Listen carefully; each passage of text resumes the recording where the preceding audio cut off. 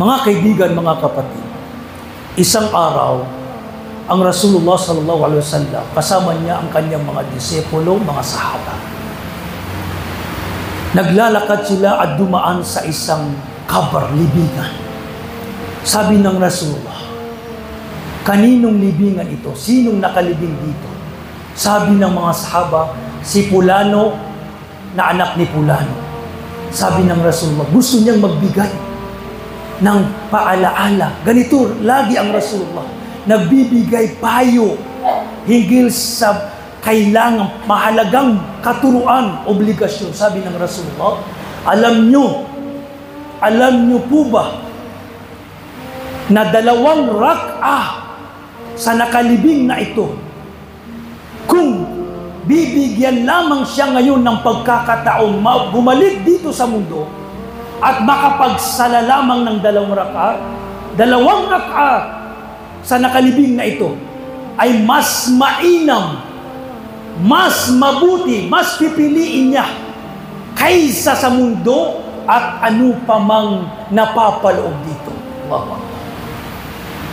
Nagmimithi, mga kaibigan, mga kapatid, ang mga kapatiran natin, mga Muslim, nasa libingan ngayon, nagmimithi, nananalangin kay Allah subhanahu wa ta'ala, nagmimithi na kung bibigyan lamang sila ng pagkakataon na makabalik dito sa mundo at magsujud, magsala lamang ng makapagsala lamang ng 2 rak'ah.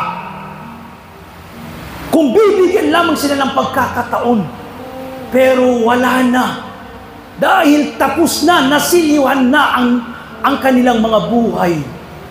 Ang punto, nagmimithi ang mga tao sa libingan na sila ay naway bigyan ng pagkakataon makapagsala. Ganito kahalaga ang sala, ang sala. Tayo ngayon malakas, ilang sala ang ating pinabayaan, ilang sala ang ating iniwanan. Tanungin natin ang ating mga sarili, bawat isa. Tanungin natin ang ating sarili. Tayo ang higit na nakakaalam kung ano yung katayuan natin at ang pagsasala. Subhanallah.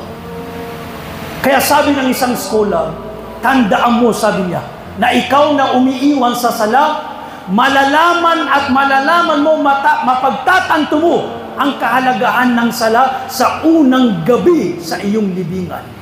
Pagdating mo sa iyong libingan, doon mo na malalaman, mapagtatanto kung gaano kahalaga ang pagsasala.